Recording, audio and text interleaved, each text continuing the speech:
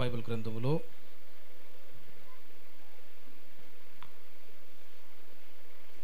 యెషయా గ్రంథం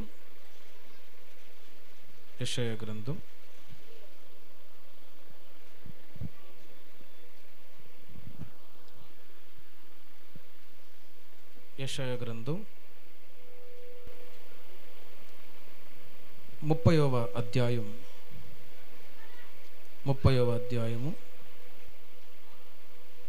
19వ వాక్యాన్ని చదువుకుందాం.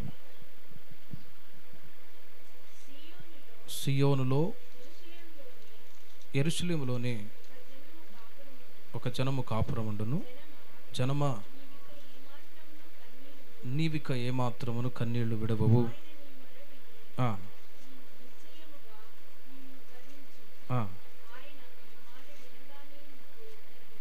ఆమేన్. ఇక్కడ చెప్పబడినటువంటి మాట, జనమా నీవిక ఏమాత్రము కన్నీళ్లు విడవవు. ఇది వాగ్దానంతో కూడిన మాట. ఈ మాట ఈ కుటుంబం పట్ల, చేరివచ్చిన మనందరి పట్ల దేవుడు నెరవేర్చును కాక. ಕನ್ನಡದಲ್ಲಿ ಹೋದ್ರಿ ಆ ಮಾತನ್ನ.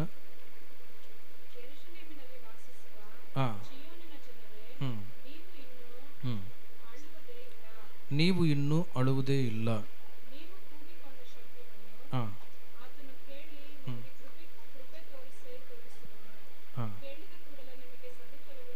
ಹೇಳಿದ ಕೂಡಲೇ ಸದುತ್ತರವನ್ನು ದಯಪಾಲಿಸುವನು.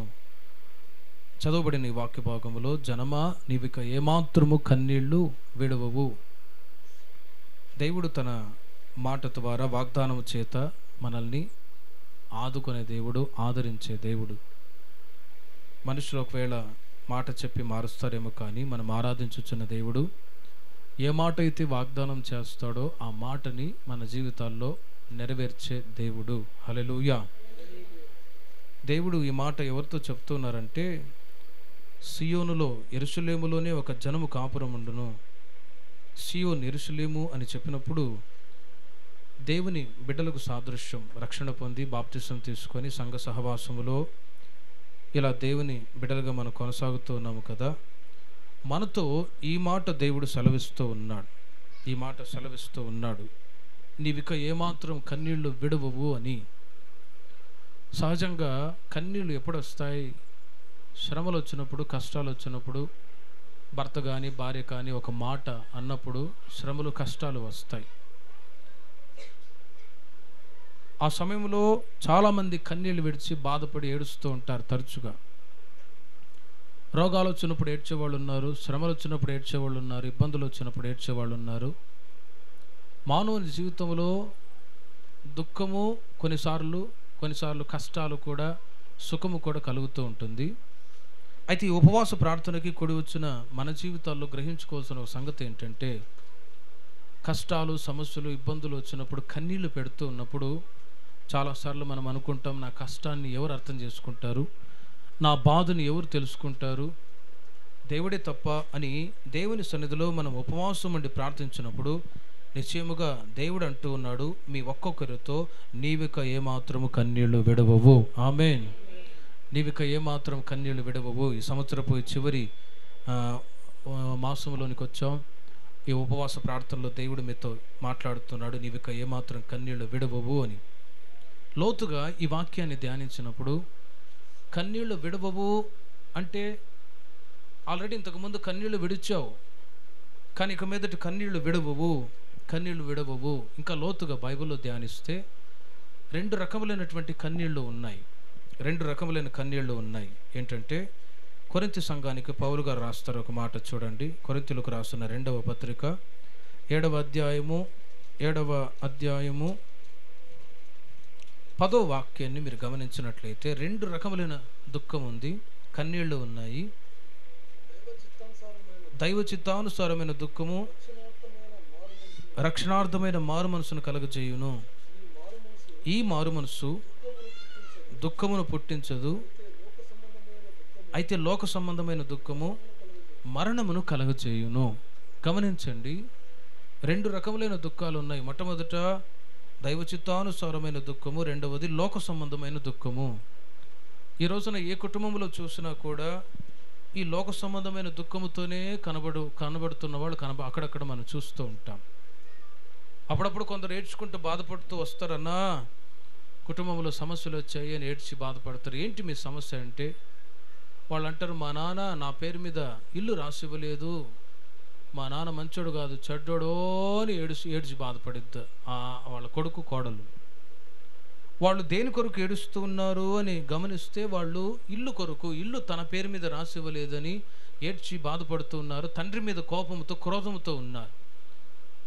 ఆ ముసలోడు ఎప్పుడు వస్తాడు అన్నట్టుగా తండ్రి మీద కోపడి ఆస్తి తన పేరు మీద రాసి ఇవ్వలేదని ఒక కొడుకు కోడలు వాళ్ళ భార్య ఇద్దరు వచ్చి భార్య భర్త ఏడుస్తూ ఉన్నారు. మరి కొంతమంది పొలం కొరకు ఏడ్చిన వాళ్ళు ఉన్నారు. మాకు 3 కొడుకులు, మా నాన్న చిన్నోడిని ఎక్కువ ప్రేమించి వాడికి ఎక్కువ ఆస్తి రాసించాడు కానీ మాకు ఇవ్వలేదయ్యా, దుర్మార్గుడు అంటాడు తండ్రిని పట్టుకొని. అలా మాట్లాడి ఇంకా ఏడ్చి బాధపడుతున్నాడు, మాకేమి తెచ్చిపెట్టలేదు వాళ్ళు, మాకేమి ఇవ్వలేదు అని. కొందరేమో డబ్బు కొరకు, వెండి బంగారు కొరకు, లోక సంబంధమైన స్వాస్థ్యము ఆస్తి కొరకు ఏడ్చి బాధపడే వాళ్ళు ఉన్నారు. కన్నీళ్ళు వస్తాయి, కన్నీళ్ళు బాధపడుతున్నారు మనుషులు. ఎందుకు? లోక సంబంధమైన వాటి కొరకు. ఈ లోక సంబంధమైన వాటి కొరకు ఒకవేళ దుఃఖపడి బాధపడినా వాటి ద్వారా ప్రయోజనము ఏమీ కూడా లేదు. ఒకవేళ బాధపడి అవి పొందుకున్నా కూడా చచ్చిపోతే మనం ఏవి వెంట తీసుకొని పోలేము. పోము. ఇల్లు ఇవ్వలేదు, పొలం ఇవ్వలేదు, ఆస్తి ఇవ్వలేదు అని ఏడ్చి ఒకవేళ బాధపడి పొందుకున్నా మనం చనిపోయిన మరుక్షణమే ఏవి మన వెంట రావు. కనుక ఈ లోక సంబంధమైన వాటి కొరకు మీరు దుఃఖపడి బాధపడి ఏడవబాకండి అని పౌలు గారు సంఘానికి తెలియజేస్తూ ఉన్నాడు ఈ మాటను బట్టి. గనుక మనం ఈ రోజుల్లో ఒకవేళ లోక సంబంధమైన వాటి కొరకు దుఃఖపడి బాధపడుతూ ఉంటే వాటిని మానుకొని మనము ఏ విషయంలో బాధపడాలంటే దైవ చిత్తానుసారమైన దుఃఖముతో ఉందుముగాక. ఆ దుఃఖం మనకు రక్షణార్థమైన మారు మనసును కలుగజేస్తూ ఉంది. బైబిల్లో పాపాత్మురాలైన స్త్రీ యేసయ్య దగ్గరికి వచ్చి ఏడ్చింది. దేని కొరకు? అయ్యా, నా పాపాలు క్షమించబడాలి, నా చీకటి బ్రతుకును వెలుగుగా మార్చండి అని కన్నీళ్లు విడిచినప్పుడు యేసుప్రభువు అంటారు, అమ్మా, నీ విశ్వాసము నిన్ను రక్షించింది, సమాధానము గల దానవై వెళ్ళు అని. ఈ రోజున ఏడవాలి, బాధపడాలి. ఎందుకొరకు అంటే లోక సంబంధమైన వాటి కొరకు కాదు, లోక సంబంధమైన వాటి కొరకు కాదు. మన పాపాలు క్షమించబడి మనం ఆధ్యాత్మిక జీవితంలో ఇంకా ఉన్నతమైన స్థితిలో ఎదిగేటట్లుగా ఈ రోజుల్లో అందునిమిత్తం ఏడవాలి. ప్రేమైన వారలారా, అందునిమిత్తం ఏడవాలి. యెరూషలేము పట్టణం పాడై ఉండగా, నెబుకద్నెజరు రాజు యెరూషలేము పట్టణాన్ని పాడు చేసి ఉండగా నెహెమ్యా ఏడ్చి బాధపడుతున్నాడు. అయ్యా, నా పితరుల పట్టణం పాడే ఉండగా నేను ఏడవకుండా ఉండగలనా అని. దేవుని యొక్క మందిరం పాడైపోయి ఉంది, దాని నిమిత్తం ఏడ్చి బాధపడుతున్నాను అన్నప్పుడు ఆ మందిరం నిర్మాణం కొరకు అవకాశం ఇచ్చిన వెంటనే సంతోషపడి మందిరాన్ని కట్టుకున్నారు. ఈ రోజుల్లో మనం ఏడవాలి. ఎందుకొరకు? దేవుడు మనకిచ్చిన రక్షణను తలంచుకొని ఆధ్యాత్మిక జీవితంలో ఎక్కడ కృంగిపోయి పడిపోకుండా మనము ఆధ్యాత్మిక జీవితంలో ఎదిగేటట్లుగా మనము ఈ రోజుల్లో ఆత్మ సంబంధమైన దుఃఖము, దైవ చిత్తానుసారమైన దుఃఖముతో ఉందముగాక. మన ఇంట్లో ఎవరైనా రక్షణ లేనప్పుడు వాళ్ళ కొరకు ఏడ్చి కన్నీళ్లతో ప్రార్థన చేయాలి. నశించిపోతున్న ఆత్మల కొరకు, రక్షణ కొరకు మనం ప్రార్థన చేయాలి. ఇలా కాకుండా దైవ చిత్తానుసారమైన దుఃఖము కాకుండా లోక సంబంధమైన దుఃఖంతో చాలామంది ఉంటారు. అయితే మనము దైవ చిత్తానుసారంగా దుఃఖపడి ఏడ్చినప్పుడు వాటి ద్వారా మన ప్రార్థనకి దేవుడు వెనువెంటనే జవాబు దయచేయుదురుగాక. లోక సంబంధమైన దొరికినా దొరక్కపోయినా వాటి కొరకు ఏడ్చి బాధపడిన అవసరం లేదు. కొన్ని దుఃఖాలకు దేవుడు ఏమీ కూడా జవాబు ఇవ్వడు. కొన్ని దుఃఖానికి వాటికి దేవుడు జవాబు కూడా ఇవ్వడు. అయితే మనం చేసే కన్నీటి ప్రార్థన, మనం చేసేటువంటి ప్రార్థనకి దేవుడు జవాబు ఇవ్వాలంటే ఆ దుఃఖము దైవ చిత్తానుసారంగా ఉండాలి. అలా దైవ చిత్తానుసారంగా దుఃఖపడ్డ వాళ్ళు 4 ఉన్నారు బైబిల్లో. క్లుప్తంగా నేను ముగిస్తాను. యెషయా గ్రంథం 38వ అధ్యాయము 5వ వాక్యాన్ని చూడండి. యెషయా గ్రంథం 38వ అధ్యాయం 5వ వాక్యములో, నీవు తిరిగి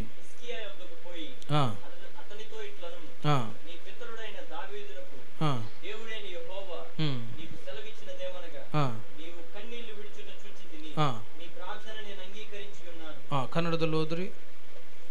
ಯೆಶಯನ ಗ್ರಂಥ 38ನೇ ಅಧ್ಯಾಯ 5ನೇ ವಾಕ್ಯ.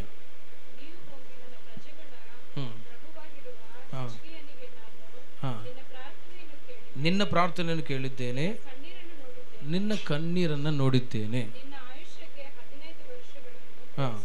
చూడండి, అక్కడ హిజ్కియా అనే ఒక రాజు ఉన్నాడు. ఆయనకు సడన్గా ఒక మరణకరమైన రోగం వచ్చింది. అప్పుడు ఒక ప్రవక్త దేవుడు పంపిస్తున్నాడు. ప్రవక్తను పంపించి ఏమని, ఇదిగో నీవు చనిపోబోతున్నావు, నీ ఇంటిని చక్కబెట్టుకో, నీ ఇల్లు చక్కబెట్టుకో అంటూ ఉన్నాడు.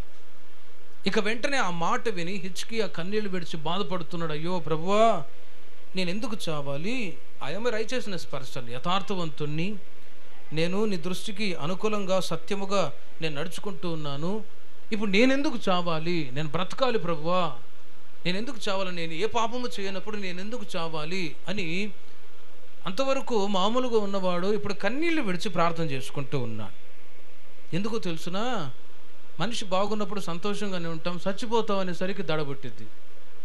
హాస్పిటల్లో డాక్టర్ గారు చెప్తారు, ఇదిగో నువ్వు చచ్చిపోతావు అని అనగానే ఉన్న రోగం కూడా పెరిగి బీపీ షుగర్ పెరిగి చచ్చేవాళ్ళు ఉన్నారు కొంతమంది. మనిషికి మరణం అంటే మహాభయం, మహాభయం. కుక్క చచ్చిపోయింది వీధిలో ఇంటి పక్కన అంటే కుక్కేగా అనుకుంటాం. మనిషి ఉరేసుకొని చచ్చిపోయాడు పక్కింటి అంటే ఇంకా అటువైపు కూడా అసలు పోవం, ఎందుకు దయ్యమై పట్టుకుంటుందేమో అని. మనిషికి మరణం అంటే అంత భయం. హిజ్కియా జీవితంలో కూడా ఒక టెస్ట్, దేవుడు ఒక పరీక్ష పెడుతున్నాడు. హీఈస్ అ రైచియస్నెస్ మ్యాన్, నీతిమంతుడు, యథార్థవర్తనుడు, సత్యాన్ని అనుసరించి నడిచేవాడు, అన్ని విషయాలు పర్ఫెక్ట్గా ఉన్నాడు. కానీ లోతుగా ఈ వాక్యాన్ని ధ్యానిస్తే ఈ హిజ్కియా జీవితంలో ఒక కన్నీటి ప్రార్థన నేర్పించటానికి ఒక పరీక్ష దేవుడు పెడుతూ ఉన్నాడు. నువ్వు చనిపోబోతున్నావు, నీ ఇంటిని చక్కబెట్టుకో. ఆ మాటలో కూడా చాలా ఆంతర్యం ఉంది. ఎందుకంటే కొందరు ఇంటిని చక్కబెట్టుకోకుండా చేస్తారు. అంటే పిల్లలు 2-3 ఉన్నారనుకో, వాళ్ళకు ఇవ్వవలసిన ఆస్తి అవన్నీ స్వాస్థ్యాన్ని అన్నీ చక్కబెట్టి చచ్చిపోతే వాళ్ళు నెమ్మదిగా పరలోకానికి వెళ్తారు. లేకపోతే సెటరేట్ చేయకుండా చచ్చిపోయారు అనుకో, పిల్లలు తిట్టుకుంటూ ఉంటారు. మా అమ్మ నాన్న మాకేం చేసి పెట్టిపోలేదు అని తిట్టేవాళ్ళు చాలామంది ఉన్నారు లోకములో. కనుక ఈ సంవత్సరపు చివరి దినాలకు వచ్చిన మనము మన అంత్యాన్ని గురించి ఒకసారి ఆలోచించాలి.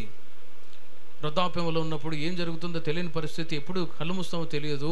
కానీ పెద్దలైన వాళ్ళు పిల్లలు ఉండగా పిల్లల్ని అందరినీ కూడా సెటరేట్ చేసి మంచిగా చదివించి వాళ్ళకి ఇవ్వాల్సిన ఆస్తులు ఇచ్చేసి నెమ్మదిగా దేవుని ఎద్దుకు వెళ్ళిపోవటానికి ప్రయాసపడాలి. లేకపోతే ఒక మంచి మరణాన్ని అనుభవించకపోతే అదొక ఇబ్బందిగా శ్రమకరంగా మారిపోతూ ఉంది. అందుకే నీవు చనిపోబోతున్నావు, నీ ఇంటిని చక్కబెట్టుకున్నప్పుడు హిజ్కియా ఏడుస్తున్నాడు, బాధపడుతున్నాడు, రాత్రంతా ప్రార్థన చేసుకుంటున్నాడు. నేను ఎందుకు చావాలి అని కన్నీళ్లతో చేసిన ప్రార్థన ద్వారా మరలా అదే ప్రవక్త వచ్చి అంటాడు, నీ కన్నీళ్లను చూశాను, నీ ప్రార్థన నేను అంగీకరించి ఉన్నాను. హల్లెలూయా. చూడండి ప్రేమైన వారలారా, హిజ్కియా కన్నీళ్లతో చేసిన ప్రార్థన ద్వారా దేవుడు అతనికి 15 సంవత్సరాల ఆయుష్ను పొడిగింప చేశాడు. ఇది ఒక పరీక్ష. అందుకే క్రింద ప్రభునామాన్ని స్తుతిస్తూ ఒక మాట అంటాడు చూడండి, 38వ కీర్తన 15వ వాక్యములో, యెషయా గ్రంథం 38:15 వాక్యములో, నేనేమందును, ఆయన నాకు మాట ఇచ్చెను, ఆయనే నెరవేర్చెను.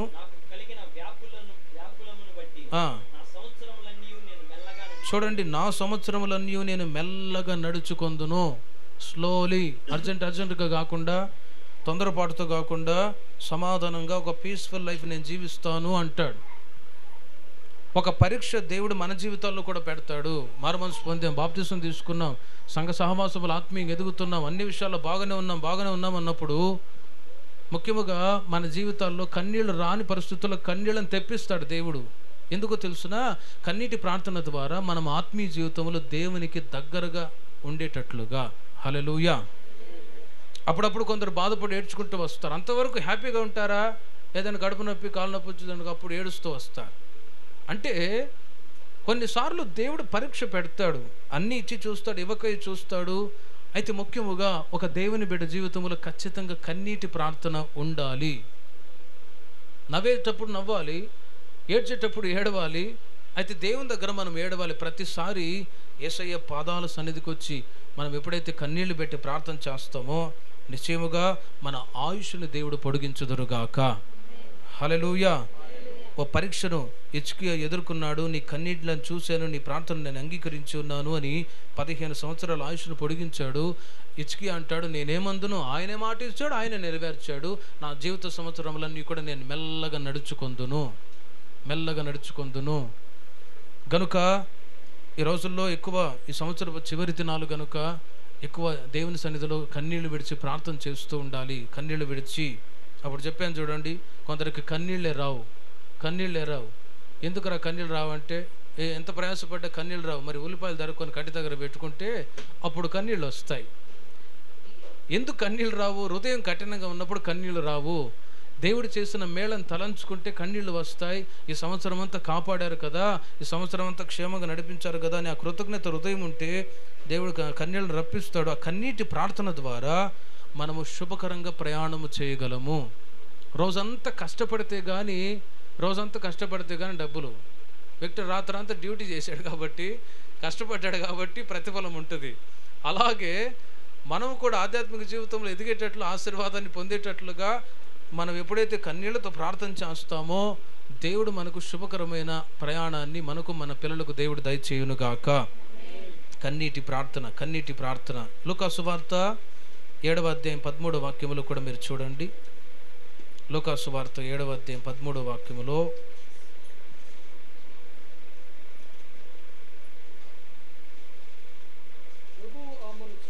ప్రభు ఆమెను చూచి ఆమె యందు కనికరపడి ఏడవద్దని ఆమెతో చెప్పి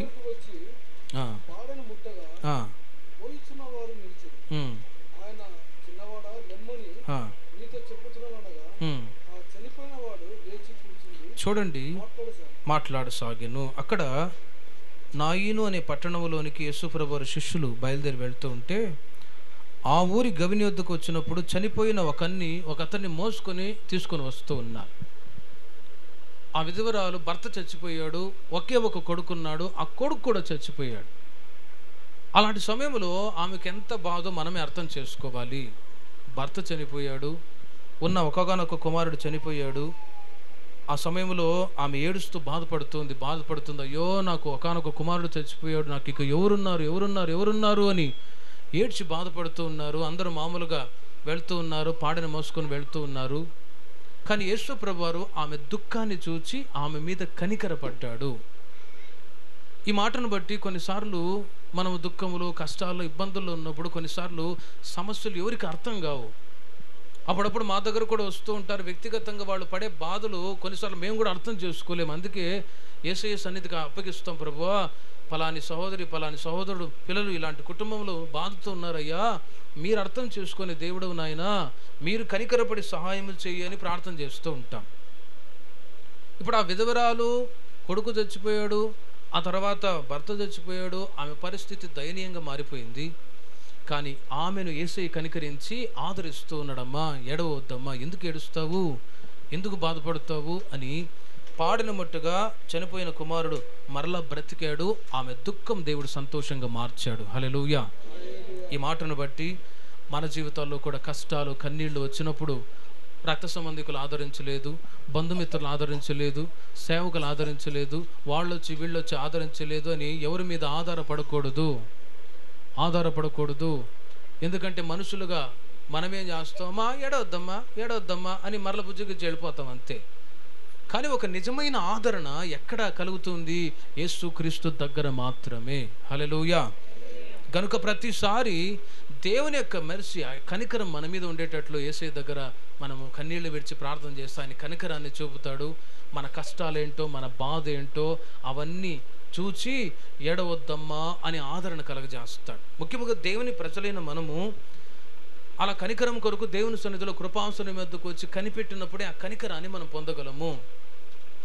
దేవుడు కనికరించాలి అని అన్నప్పుడు దేవుని సన్నిధిలో మోకాళ్ళలోని ప్రార్థన చేయగలగాలి. నేను చెప్పే విషయం ఏంటంటే, ముఖ్యముగా కన్నీటి ప్రార్థన చాలా ముఖ్యము. నా జనమా, నీవిక ఏమాత్రం కన్నీళ్లు విడవని దేవుడు వాగ్దానం చేసి ఉండగా, కన్నీళ్లు లేకుండా లోకం మనం బ్రతకగలగాలంటే కన్నీటితో ప్రార్థన చేస్తే మన ఆయుష్ని దేవుడు పొడిగిస్తాడు. కీర్తనలో ఒక మాట ఉన్నది, ఆయుష్నిమ్మని నీవు నాకు వరం అడిగితే సదాకాలం నిలిచే ఆయుష్ని నేను నీకు బహుమానంగా అనుగ్రహిస్తాను అంటాడు. ఈ లోకంలో జీవించడానికి సంవత్సరం అంతా దేవుడు కాపాడాడు. నిత్య జీవం అనే ఆశీర్వాదాన్ని కూడా దేవుడు మనకిస్తాడు. ఎప్పుడో తెలుసునా, మనం కన్నీటితో ప్రార్థన చేసినప్పుడు, అయ్యా నాకు, నా కుటుంబానికి, నా పిల్లలకు ఆరోగ్యమనివ్వండి, కాపుదలు ఇవ్వండి, భయంకరమైన యాక్సిడెంట్ జరుగుతున్నాయి, మరణాలు జరుగుతున్నాయి, ఎప్పుడేం జరుగుతుందో తెలియదు, నాకు నా పిల్లలకి ఆయుష్ను ఇవ్వండి అని హెచ్కేవలే ప్రార్థిస్తే ఆయుష్ను పొడిగిస్తాడు. జీవిత సంవత్సరములన్నిటిని కూడా మెల్లగా మనం నడుచుకోవటానికి కృపనిస్తాడు. విధవరాలు కనికరం కొరకు ఆమె ప్రార్థన చేసింది. కొన్నిసార్లు ఎవరు లేరు అని బాధపడతారు.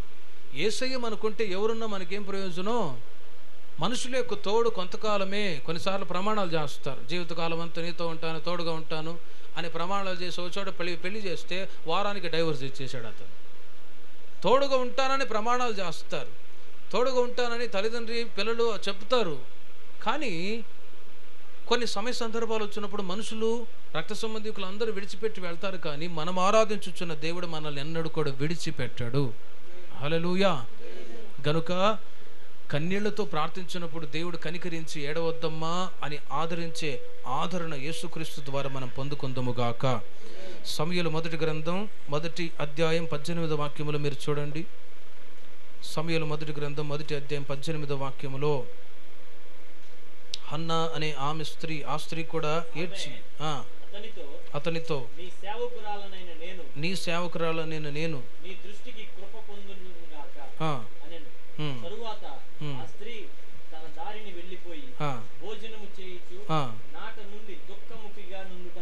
చూడండి, నాట నుండి హన్నా గురించి మీకు బాగానే తెలుసు, అప్పుడప్పుడు చెప్తున్నాను. హన్నా దేవుని మందిరానికి వెళ్ళి కన్నీళ్లతో ప్రార్థన చేసుకుంటూ ఉంది, అయ్యా నాకు సంతానం ఇవ్వండి, సంతానం ఇవ్వండి, సంతానం ఇవ్వండి అని. అప్పుడు ఆమె ప్రార్థన అంగీకరించిన దేవుడు చక్కటి కుమారుని ఇచ్చాడు. ముందుగా ఆమె దేవుని సన్నిధికి వెళ్ళి చేసిన ప్రార్థన విన్న దేవుడు ఆమె వెళ్ళిపోయి భోజనము చేయొచ్చు, నాట నుండి దుఃఖముఖిగా ఉండటం మానెను. ఈ మాటల్లో ఉన్న ఆంతర్యం ఏంటంటే, దేవుని ప్రజలైన మీరు, మనమందరూ కూడా ఖచ్చితంగా ఆదివారం పూట దేవుని సన్నిధిలో కూడి రావాలి. ప్రతి సమస్యకి పరిష్కారం ఎక్కడుంది? ద ప్రెజెన్స్ ఆఫ్ గాడ్, దేవుని సన్నిధిలోనే ఉన్నది. ఇంట్లో కూర్చొని ప్రార్థన చేస్తానంటే కుదరదు. అప్పుడు చెప్పాను చూడండి, పైన ఉపవాస ప్రార్థనలో ఇంట్లో కూర్చొని ప్రార్థన చేసుకుంటానని ఒక ముసలమ్మ సోత్రం అంటే నాయనమ్మా అని చెప్పి ఒక పిల్లవాడు మనవడు ఎక్కిరి నెత్తి మీద కూర్చున్నాడు. ఇంకేం ప్రార్థన చేసుకుంటుంది ఆమె? ಮನೇಲಿ ಪ್ರಾರ್ಥನೆ ಮಾಡ್ಕೋಬೇಕು, ಪ್ರಾರ್ಥನೆ ಮಾಡ್ಕೊತೀನಿ ಅಂತೇಳಿ ಒಂದಮ್ಮ ಸೋತ್ರ ಅಂತ ಅವ್ರ ಮೊಮ್ಮಗ ಬಂದು ನೆತ್ತಿ ಮೇಲೆ ಕೂತ್ಕೊಂಡ. ಇನ್ನು ಆ ಅಮ್ಮ ಏನು ಪ್ರಾರ್ಥನೆ ಮಾಡ್ತಾಳೆ అంటే ఇంట్లో చేసుకొని ప్రార్థన ద్వారా వచ్చే సమస్యలు, ఇంటి ఆయన వచ్చి సీరియల్ పెడతాడు, సినిమా పెడతాడు, అప్పుడు మీకు స్తోత్రం కాకుండా మంట పుట్టిద్ది. ఈ పనికి మాలినోడు సినిమా పెడతాడు ప్రార్థన చేసుకుని ఇవ్వకుండా అని. ఇలా కొన్నిసార్లు ఇంట్లో ప్రార్థన చేసుకుంటాను. ఇంకొక సహోదరుడు అంటాడు, ఆయన సిక్నెస్లో చాలా హార్ట్ పేషెంటు, చర్చికి రమ్మంటే చర్చిలో ఏమున్నాడు పాస్టర్ గారు, నా గుండెల్లో ఉన్నాడు అంటాడు. మరలా హార్ట్ పేషెంట్, గుండెల్లో ఉంటే మరి ఇంకెందుకు చర్చి అని అంటాడు ఆయన. ఇంకొక పల్లెటూరులో ఏం జరిగిందంటే, ఒక ఆయన రోజు భర్త తాగేసి వచ్చి చర్చిలో దేవుడు ఉండేది, నా గుండెల్లో ఉన్నాడు అని ఫుల్గా తాగేసి వచ్చి పడుకుంటే నిజమేనేమో భర్త చెప్పిన మాట దేవుని మాటతో సమానం అని చెప్పి ఫుల్గా తాగేసి వచ్చి కక్కొని మొత్తం పడి ఉంటే ఆయన గుండెల దగ్గర కూర్చొని సపట్లు కొడుతుందట. స్తోత్రం చెల్లింతము నీకే స్తోత్రమని ఆ తాగుడు పోతాడు గుండెల దగ్గర వచ్చి సపట్లు కొట్టి ప్రార్థన చేసింది. అంటే భర్త చెప్పిన మాట ఏది దేవుని మాటతో సమానం కదా, నిజమే దేవుడు చర్చిలో లేడు, నా భర్త గుండెల్లో ఉన్నాడు అనుకున్నదా. ఇలా చాలాసార్లు కొందరు భ్రమపడిపోతారు, ఎందుకు చర్చికిలే అంత దూరం, ఎందుకు చర్చికిలే ఇంట్లో ఉన్నాడు కదా దేవుడు అని. కొందరైతే సిలువ పెట్టుకొని జపాలు చేస్తూ ఉంటారు, దండలో ఉన్నాడేమో దేవుడు అన్నట్లుగా. చూడండి, ఆ కర్నూలులో ఉన్నప్పుడు ఆ రాయచూరు నుండి శ్రీశైలం వరకు, తిరుపతి వరకు కొంతమంది నడుచుకొని వెళుతూ ఉన్నారు. వాళ్ళని చూసినప్పుడు ಎಲ್ಲೋಗ್ತಿದ್ದಾರೆ ನೀವಂటే ನಾವಾ శ్రీశైలంకి ಹೋಗ್ತಿದ್ದೀವಿ. రాయచూరు నుండి శ్రీశైలానికి నడుచుకొని వెళుతూ ఉన్నారు వాళ్ళు.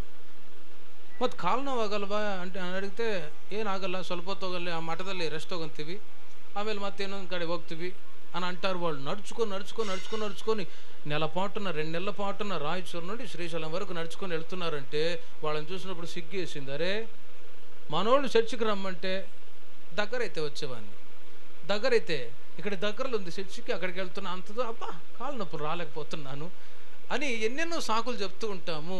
ఒకవేళ నాతో చెప్పొచ్చు, కానీ దేవుడు అడిగితే మనమేం జవాబు చెప్పగలం? నా బాధ్యత ఏంటి, మీరు ఎందుకు చర్చికి రాలేదు, మీరు ఎందుకు ఏంటి అని అడిగితే కొన్ని చెప్పొచ్చు మీరు. కానీ జీసస్ అడిగితే, యేసే అడిగితే మనం ఏం జవాబు చెప్పగలము? నా సన్నిధికి నీవెందుకు రాలేదు? మలాకీలో నేను తండ్రినైతే నాకు రావాల్సిన ఘనత ఏది అని దేవుడు అడిగే ప్రశ్నకి మనమేం జవాబు చెప్పగలము? కనుక యేసయ్య అడిగే ప్రశ్నకి మనం జవాబు చెప్పగలగాలంటే ఖచ్చితంగా 6 రోజులు కష్టపడాలి, పనికి వెళ్ళాలి. ప్రార్థన అనగానే ఎన్ని పనులున్నా వాటిని మానుకొని ఫస్ట్ ప్రిఫరెన్స్ మనం దేవుని సన్నిధికి, సమయాన్ని దేవునికి ఇచ్చినట్లయితే అప్పుడు మీరు అనుకున్న కార్యాలు కూడా దేవుడు సఫలపరచును గాక. దేవునికి ఇవ్వవలసిన సమయాన్ని కూడా దొంగిలించి ఓటీ చేద్దాం అంటే ఇంకేముంది? ఎత్తు హాస్పిటల్కి. నేను చెప్పే మాట ఏంటంటే, come to the presence of God. దేవుని సన్నిధికి రావాలి. అక్కడికి మనం వచ్చి యేసయ్యా అని మొరపెట్టి ప్రార్థన చేసామనుకో, అక్కడ చేసే ప్రార్థనకి దేవుడు జవాబు దయచేయుదురుగాక. ఇంట్లో చేస్తాడు, ఇంట్లో చేసుకోలేరుగా. ఆ మధ్య పల్లెటూరులో కూడా ఒక ఆయన ఐరన్ బట్టలు ఇస్తే చేస్తాడు. చిన్న పల్లెటూరు. రాత్రి అంతా అని 7 గంటలకు ప్రార్థన చేశాడట, కన్నీటి ప్రార్థన. ఓ యేసయ్యా అని. పక్కనుండే వాళ్ళందరూ ఎవరు సచ్చారా అని చెప్పి అందరూ 10 మంది 20 మంది పరిగెత్తుకొని వచ్చారట. వాళ్ళ భార్య ఆపేయో ఏం లేదులే, మా ఆయన ప్రార్థన చేసుకుంటున్నాడు గట్టిగా. మరి అంత గట్టిగా ఎక్కలేయడం ఏంటి? మైండ్ పోయిందా? పోయి చర్చిలో ప్రార్థన చేసుకోవచ్చుగా అన్నారట వాళ్ళు అన్యులు.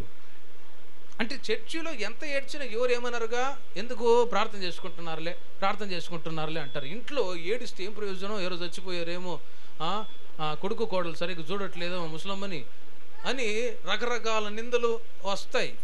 అలా కాకుండా దేవుని సన్నిధిలో ఉంటున్న ఆశీర్వాదాలు మీరు పొందాలంటే ఇప్పుడు ఏ విధంగా క్రమంగా దేవుని సన్నిధికి వస్తున్నారో, ఉపవాస ప్రార్థనలు ఏర్పాటు చేసుకుంటున్నారో, fellowship with God and his disciple, దేవునితో దైవ సేవకులతో సహవాసంతో అంటుకట్టబడి ఉన్నారో, అదేవిధంగా ఇంకా ప్రతి వారం దేవుని సన్నిధికి వచ్చి అక్కడ చేసే ప్రార్థన ద్వారా హన్నవలే మీ జీవితాల్లో కూడా నా దేవుడు మేలు చేయునుగాక. అన్ని విషయాలలో చివరికి ఒక్క మాట చెప్పి ముగిస్తాను. యోవేలు గ్రంథం 2వ అధ్యాయము 19వ వాక్యం. యోవేలు గ్రంథం 2వ అధ్యాయము 19వ వాక్యం. మరియు యెహోవా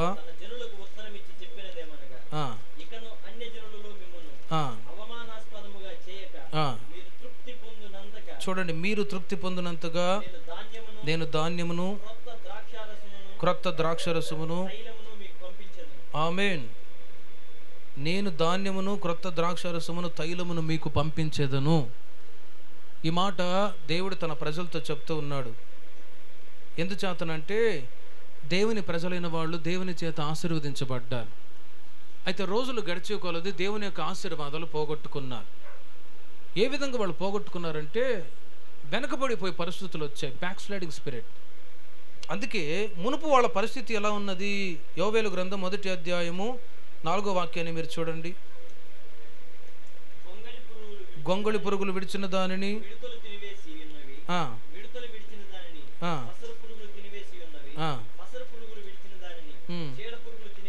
చూడండి, ఇశ్రాయేలు దేవుని ప్రజల యొక్క కుటుంబాలు ఎలా ఉన్నాయంటే పచ్చగా కళకళలాడుతూ ఉన్నాయి.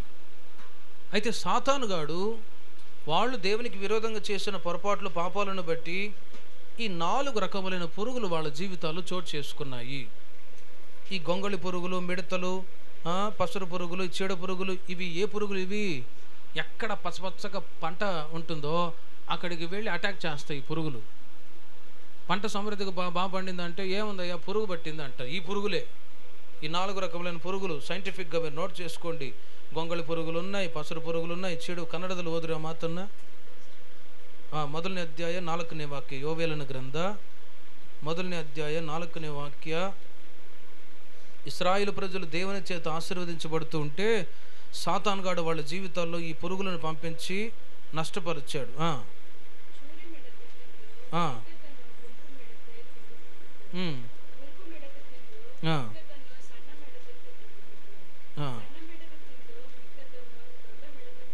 చూడండి, అక్కడ మిడతలు అన్నమాట. ఈ 4 రకమైన పురుగులు ఇశ్రాయేలు ప్రజల జీవితాన్ని నాశనం చేశాయి. వాళ్ళు పోగొట్టుకున్న ఆశీర్వాదాలు, పోగొట్టుకున్న ఆత్మీయ అనుభవాలన్నీ మరలా పొందుకునేటట్లు దేవుడు ప్రవక్త ద్వారా చెప్తూ ఉన్నాడు. 2వ ಅಧ್ಯಾಯము 12వ ವಾಕ್ಯ. ಅವರು ಕಳೆದುಕೊಂಡಿರುವಂಥ ಎಲ್ಲ ಆಶೀರ್ವಾದಗಳನ್ನು, ಎಲ್ಲ ಆತ್ಮೀಯ ಅನುಭವಗಳನ್ನು ಮತ್ತೆ ಹೊಂದಿಕೊಳ್ಳುವುದಕ್ಕೆ ಕರ್ತನು ಯೋವೇಲ ಪ್ರವಕ್ತ ಮೂಲಕವಾಗಿ ಹೇಳುವ ಮಾತು 2ನೇ ಅಧ್ಯಾಯ 12ನೇ ವಾಕ್ಯ. ఇప్పుడైనను మీరు ఉపవాసం ఉండి కన్నీరు విడుచుచు దుఃఖించుచు తిరిగి నా యుద్ధకు రండి. చూడండి, ఇప్పుడైనా మీరు ఉపవాసం ఉండి, ఈ సంవత్సరపు చివరి దినాల్లో ఉన్నాం, ఇప్పుడైనా మీరు ఉపవాసం ఉండి కన్నీళ్లు విడుచుచు దుఃఖించుచు మనపూర్వకంగా నా యుద్ధకు తిరిగి రండి. రిపెంట్, నా వైపు తిరిగి రండి. అప్పుడు ఆయన చెప్పిన మాట మన జీవితాలు నెరవేరుస్తాడు. ఏ మాట అది? నేను క్రొత్త ద్రాక్షారసమును తైలమును మీకు పంపించదును అనే మాట అప్పుడు నెరవేరుస్తాడు. అంటే కోల్పోయిన సమస్త ఆశీర్వాదాలన్నీ ఈ సంవత్సరపు ఈ చివరి దినాల్లో ఉపవాసము ద్వారా దేవుడు మీకు దయచేయునుగాక. ఎక్కడెక్కడ మీరు ఆశీర్వాదాలు కోల్పోయారో, ఆత్మీయ అనుభవాలు కోల్పోయారో, వాటన్నిటిని ఈ ఉపవాస ప్రార్థన ద్వారా మీరు పొందబోతూ ఉన్నారు. గనుక ఉపవాసించి కన్నీళ్లు విడిచి మీరు ప్రార్థన చేయండి అంటూ ఉన్నారు. కన్నీళ్లు విడిచి దేవుని సన్నిధిలో ఉపవాసించి ప్రార్థించినప్పుడు కోల్పోయిన సమస్త ఆశీర్వాదాలు మనం అనుభవించగలము. గనుక ఈ 4 మాటలను బట్టి మనం గ్రహించుకోవాల్సిన విషయం ఏంటంటే, తరచుగా కన్నీళ్లు విడిచి ప్రార్థన చేయాలి. ఎందుకు ప్రార్థన చేయాలి? కన్నీళ్లు విడిచి అంటారు. యేసు ప్రభువు అంటారు, యెరూషలేము కుమార్తెలారా, నా కొరకు కాదు మీ కొరకు, మీ పిల్లల కొరకు ఏడవండి. మొదటి జామున మీ పసిపిల్లల ప్రాణక్షేమాన్ని కోరి ప్రార్థన చేయండి అని వాక్యాలు చెప్తూ ఉన్నాయి. ఈ సంవత్సరం అంతా దేవుడు మన కుటుంబాన్ని, మన పిల్లల్ని కాపాడారు. రాబోయే రోజుల్లో భయంకరమైన ఉగ్రత దినాలు రాబోతున్నాయి. ఆ భయంకరమైన శ్రమల కాలం నుంచి, ఇబ్బందుల నుంచి మనము, మన పిల్లలు నష్టపోకుండా, ఇబ్బందులు పడకుండా ఉండ నిమిత్తం ఈ రోజుల్లో కన్నీళ్లు విడిచి ప్రార్థన చేసి మనము దేవుని చేత ఆశీర్వాదాలు పొందుదుముగాక. ప్రార్థన చేసుకుందాం విన్న వాక్యాన్ని బట్టి.